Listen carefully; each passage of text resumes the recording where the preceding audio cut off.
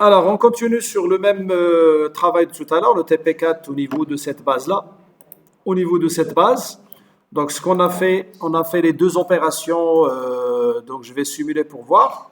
Donc déjà, on a effectué les opérations de surfaçage, d'ébauche et de finition. Et puis la deuxième opération, c'était le contournage extérieur des deux épaulements, de côté droit et gauche, en ébauche et en finition. Voilà, donc on continue maintenant. Ah, donc celle-ci, la troisième opération, c'est là où il y a le souci. Je vais éliminer en fait ce travail-là. Je vais l'éliminer, effacer. Et je vais simuler encore une nouvelle fois pour voir. Donc en fait, on n'aura que ça, que le surfaçage et les deux faces latérales. Les deux épaulements de côté. Donc on va réaliser maintenant la poche. Alors pour faire la poche, on a dit qu'on va passer par Nouvelle Future. Donc c'est une poche. Extraire Nouvelle Future. Suivant, je vais utiliser une surface horizontale. Ça, suivant. Je vais lui demander de prendre cette face-là. Suivant. Voilà, donc maintenant, il a mis le décalage rien que de -1 à -5. Donc de voir ici, la vue de devant, c'est de -1 à -5. Je reviens vers la vue isométrique. Suivant. Donc c'est 4 mm de profondeur. C'est une opération d'ébauche et de finition. Donc on va faire pas de zigzag par rond du haut. Et on va faire la finition du fond. La finition de fond. Par la suite, qu'est-ce qu'on va faire? Voilà, donc finition de fond. Suivant, s'il vous plaît. Donc il va faire deux opérations d'ébauche, le fond et la face latérale, et l'opération de finition de l'ensemble de la poche. Alors, suivant, je vais utiliser le diamètre 6 comme outil. Donc là, il a proposé le diamètre 14, c'est trop grand, déjà pour qu'il passe entre cette bosse-là et la face latérale. Je vais utiliser l'outil numéro 6. C'est plutôt diamètre 6 avec la longueur la plus grande. C'est celui-là. Suivant. Deuxième opération, c'est pareil. Je vais choisir l'outil numéro 6, la longueur 15. Suivant.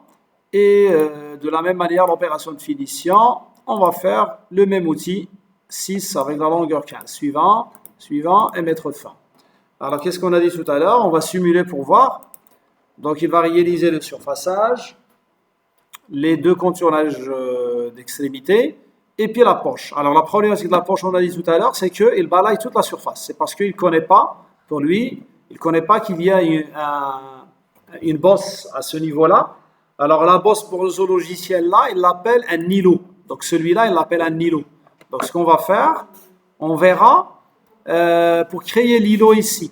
Pour créer l'îlot, donc je vais revenir à la poche, double-cliquer. Alors, îlot, il faut lui montrer la courbe îlot. Donc, la courbe îlot, par exemple, on va mettre tout montrer. On va mettre la courbe 6. Donc, c'est celle-ci, elle est bien. Celle-ci, elle est bien. D'accord? Donc, ça, c'est pas bon, ça, c'est pas bon, ça, c'est pas bon. Donc, supposons que pour vous, de la courbe n'est pas créée. De la courbe îlot, il y a de celle qui n'est pas créée. Ça veut dire que vous n'allez pas le trouver sur la liste, comme tout à l'heure. C'est comme si je peux mettre la chose suivante, ça.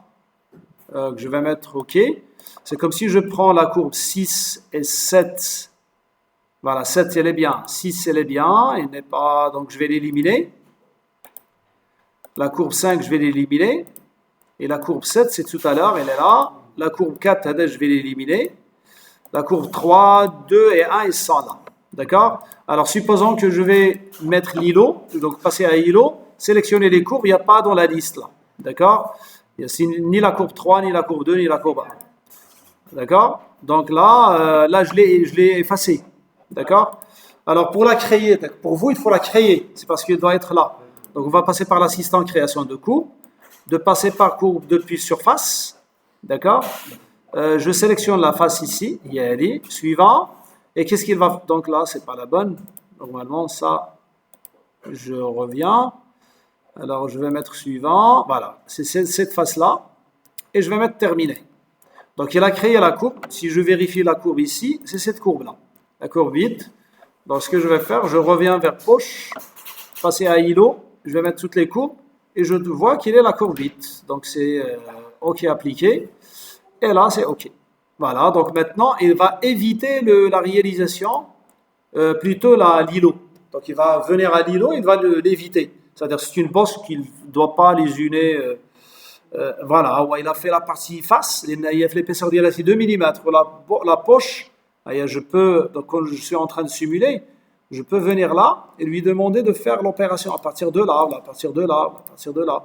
Donc je vais mettre à partir de celle-ci et je vais mettre ça. Donc ça c'est la poche, ça c'est la bosse, il surface la bosse en haut. Deuxièmement, il surface la partie ébauche en plus.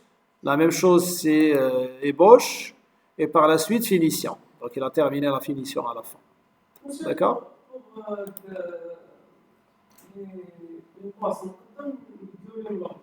Oui, on peut, c'est parce que le classement ici, on a fait le classement en fin de sens. Alors je passe à la troisième, quatrième opération, c'est les trous de perçage. Donc c'est une nouvelle feature, assistant nouvelle feature. Alors il y en a des trous, il y a une reconnaissance automatique des trous qui existe déjà. Donc je vais mettre trou, suivant. Alors il nous demande d'extraire un trou simple ou un motif de trou. C'est à nous de montrer les trous, ils sont où. Sinon on le laisse reconnaître et construire de multiples trous. On verra qu'est-ce qu'il va faire. Suivant, on verra qu'est-ce qu'il a détecté. Il a détecté 4 trous. 1, 2, 3, 4. Donc là, qu'est-ce qu'il me demande? Il me demande de sélectionner, tout sélectionner, je vais mettre fond. Donc il adapte les outils, il adapte tout. Ça veut dire qu'il n'a pas besoin en fait de vérifier les paramétrages. Et je vais passer maintenant vers la simulation. D'accord? Donc là, en fait, je vais lancer la simulation. Donc l'opération ébauche surfaçage, finition surfaçage, ébauche face latérale, finition face latérale. Et puis après, la poche ébauche de l'îlot, ébauche de la poche et finition de la poche à la fin. D'accord? Puis après le pointage dès le premier trou, le pointage du deuxième trou, pointage troisième trou, pointage quatrième trou. Puis après perçage premier, perçage deuxième, perçage troisième, perçage quatrième. D'accord? Alors je passe maintenant vers l'opération pour finir à de la surface, c'est-à-dire soi-disant surfacée, mais avec un fraisage en roulant, les extrémités. Donc je vais mettre une opération nouvelle future et je vais mettre maintenant par exemple côté suivant et je vais sélectionner les surfaces côté. Je sélectionne, je commence à partir de là, d'accord? Donc je vais mettre suivant, je sélectionne la deuxième avec contrôle, je pivote la pièce, donc avec trackball par exemple là, et je sélectionne maintenant la troisième surface avec contrôle, 4, 5. Je fais pivoter de la même manière et je vais sélectionner celle-ci, contrôle, ça et ça et ça, et de mettre isométrique. Donc l'ensemble des surfaces sont sélectionnées, plus, d'accord. Suivant, donc le côté isolé c'est l'extérieur, c'est vrai. Donc c'est entre moins 1 et 13 et moins 13. Je vais voir en fait une vue de devant pour voir. Voilà, c'est entre moins 1 et moins 13. C'est parce que ici le 0 il est en haut. Isométrique, suivant, c'est 12 mm de profondeur, en ébauche et en finition, il n'y a pas de finition de fond, donc j'ai pas besoin de finir le fond.